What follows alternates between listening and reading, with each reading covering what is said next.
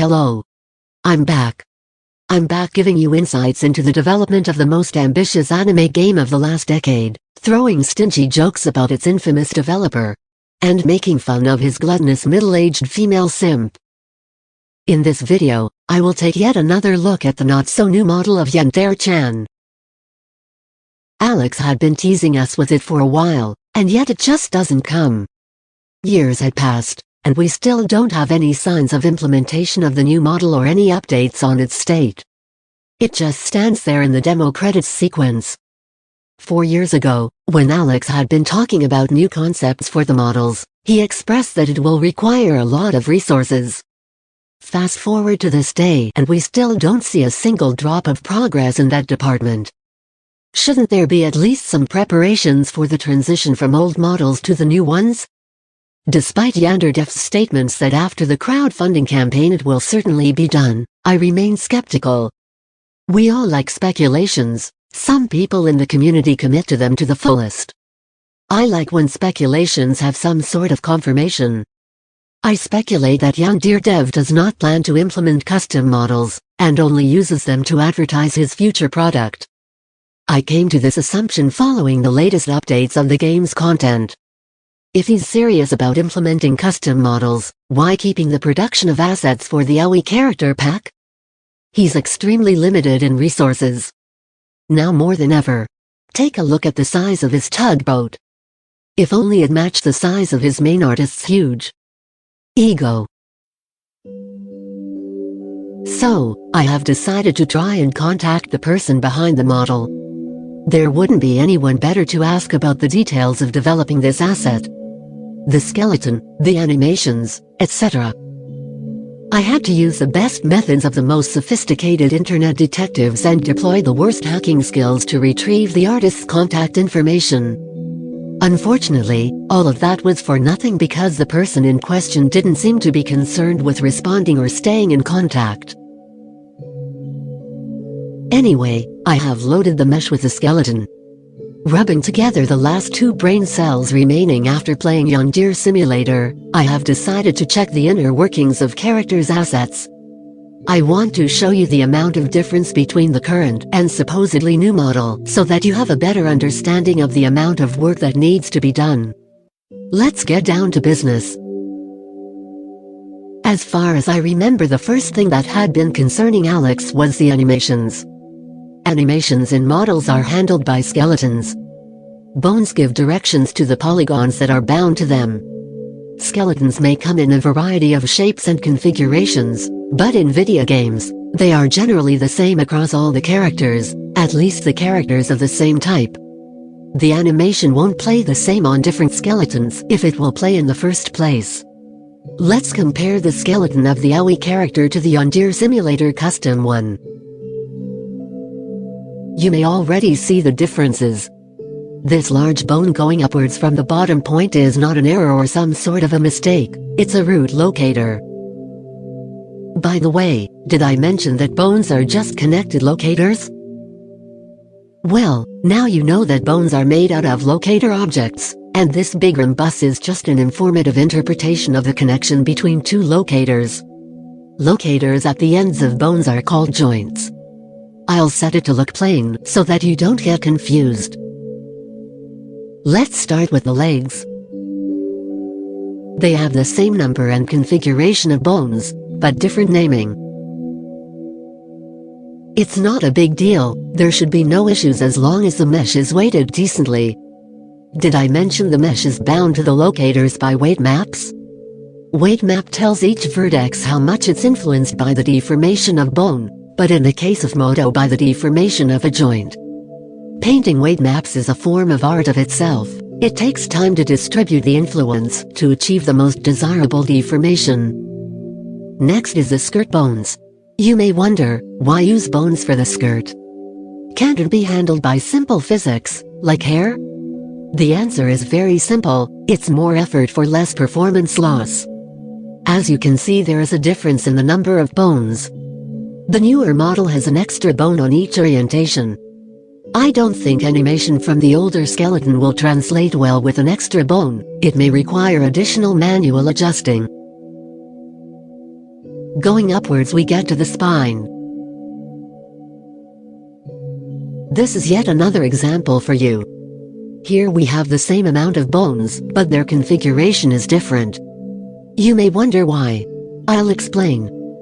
Take a look at where the spine starts. The animation for this skeleton was made with consideration of the joint's position. Transferring the transformation values to the other spine, which starts at a lower point, has more of a curve, and generally has longer bones, will show different results. But there are different ways of animation retargeting, depending on the artist's toolset and background. It may take more time, it may take less, but it will surely take a professional who works for money, not for exposure. Unlike some others who are talently challenged. Let's move on. Breasts and arms. This is a pretty modest setup. I have seen more sophisticated skeletons and very sophisticated rigs. The things people can do for just a couple of bouncy hemispheres. The custom skeleton is a tiny bit more complex than this department. There should be absolutely no issue here since I don't think there is any animation to these particular bones.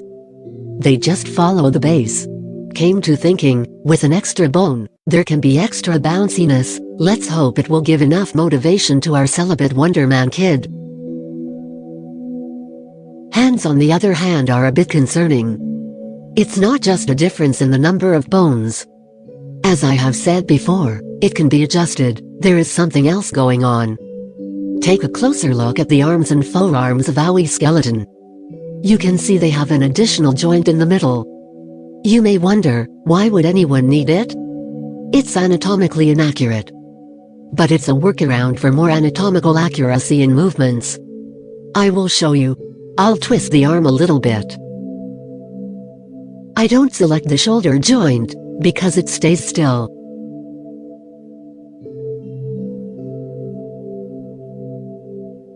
As you can see, there is a good amount of motion with a little amount of deformation. Now let's try the same with the custom model. There is only an elbow joint to select. Twisting creates a lot of unnatural deformation. Let's try the same with the shoulder joint selected. It's not good either. Now you understand my concern regarding the hands. No matter how accurate you retarget the animation, the configuration itself is simply wrong. It's a mistake on the artist's part. Next is the head. Here the flaws show the most. As Alex had been saying in his video where he was sharing his plans regarding the new model, facial expressions are very important. However, I don't see any of such concerns being put into the new model. And I will show you why I see it that way. First, let's take a look at what the Aoi character's face is made of. The locator for the jaw is present. The mouth is controlled by 12 locators, which is good for an expressive face. 3 locators controlling the tip of the nose. That's interesting. I wonder what's their purpose. There is some in cheekbones too. Interesting. There is plenty of control for the eyes and the brows.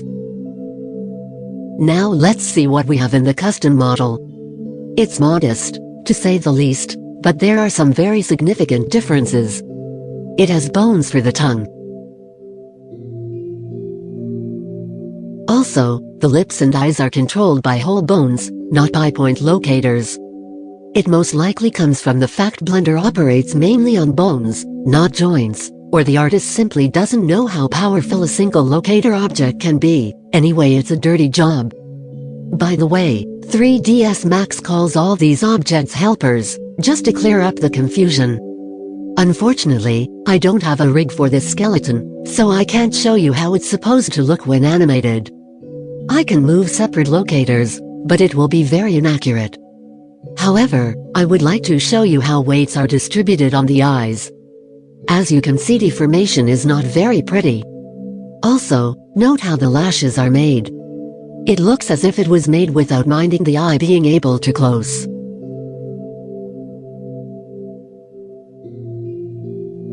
Now that I have gone through the skeleton, I'll point your attention towards some other things. I want to know how compatible is the new model with the old one.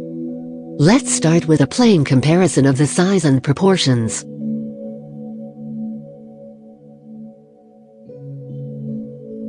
Looks like the Aoi model didn't drink her milk. Also, in comparison to the new model, she has rather manly hips. The feet have different distances from each other. From the profile, we can see that the new model is bigger in all the departments. By the way, some people had previously expressed their dislike for the new look. I think I have discovered the reason why. The new model has a very neotenic face. Neoteny is passing juvenile traits into adulthood. As far as I remember, it's also called pedomorphism. It's in human nature to not favor individuals showing signs of neoteny. That's also why Asian boys have hard time in dating game. It's neoteny. But let's leave anthropological talk to anthropologists. We are doing a half-ass game developing discussion here.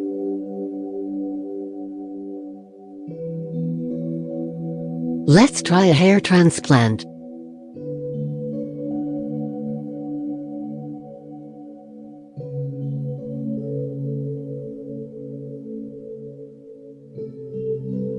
At first look, it seems like it fits, but from behind, not so much.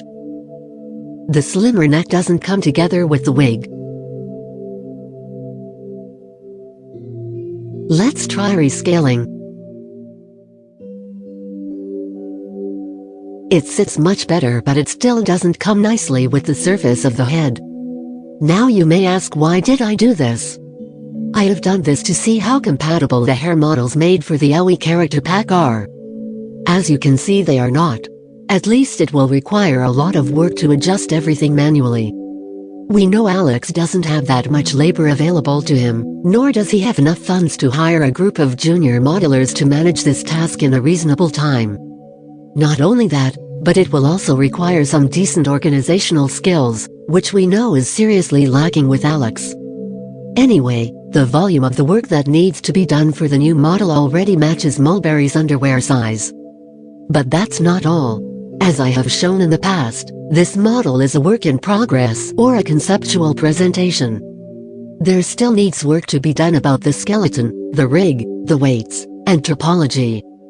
Given all these bits of information, it's safe to assume Yandere Simulator is most likely going to stay with the Aoi character pack forever. Unless large influencers will actually influence Yanderedev to get back to this concept and begin fleshing it out. It may take time, but doing nothing and eternally postponing this will surely put this idea into the grave. The first small step is done. It's certainly time to start making more small steps into making this a reality, rather than a fantasy.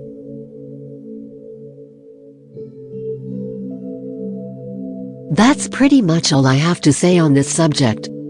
I hope it was informative enough. Thank you for watching.